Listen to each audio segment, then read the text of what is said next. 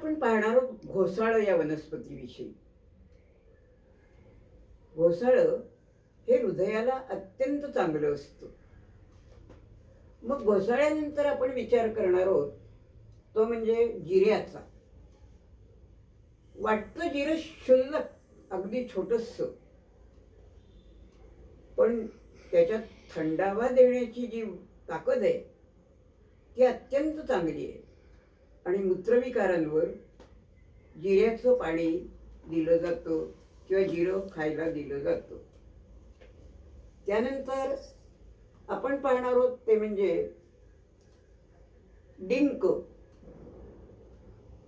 डिंक हा ताकद वाढवणारा आहे. आणि नुसताच ताकद वाढवत नाही, तर शरीरात जिथे जिथे म्हणून स्नायू एकमेकांना बांधले जाणं आवश्यक असतं, तिथे तिथे सुद्धा डिंकाचा उपयोग होतो. आणि आपण आता एक विचार करायचा म्हणजे आवळ्याचा. आवळा आवळ्यात दोन प्रकार असतात, एक राय आवळा आणि एक गोल आवळा, त्याला मावळी आवळा असं म्हणतात. आता हे जो राय आवळा असतो तो फारसा औषधीच्या दृष्टीने फारसा उपयोगी नाही, परंतु जो मावळी आवळा म्हणजे गोल मोठा जो आवळा असतो तो मात्र अत्यंत उपयोगी आहे. आणि च्यवन नावाच्या ऋषींनी त्याचे औषधी गुणधर्म शोधून काढले आणि त्याच्यापासून जे औषध बनलं ते च्यवनप्राश या नावाने प्रसिद्ध झालं. हा आवळा अत्यंत गुणकारी म्हणजे असा की त्याच्यात तारुण्य राखण्याची शक्ती आहे. सगळं शरीरातले अवयव कार्यक्षम राहावेत आणि तारुण्य कायम राहावं म्हणून आवळा उपयोगी पडतो. याच्यापासून मोरावळा बनवला जातो आणि अनेक आवळ्याचे पदार्थ होतात.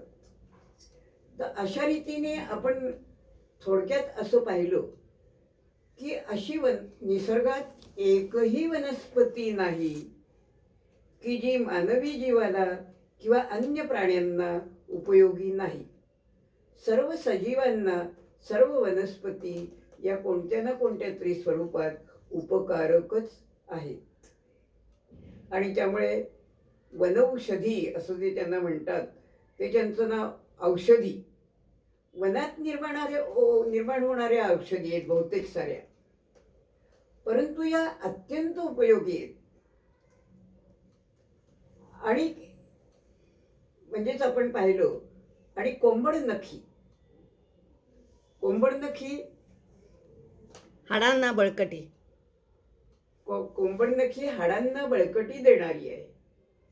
अशा रीतीने या सर्वच वनस्पती सृष्टी ही सर्व सजीव सृष्टीला उपयोगी आहे. फक्त मानवांनाच असं नाही, तर सर्व सजीव सृष्टीला उपयोगी आहे.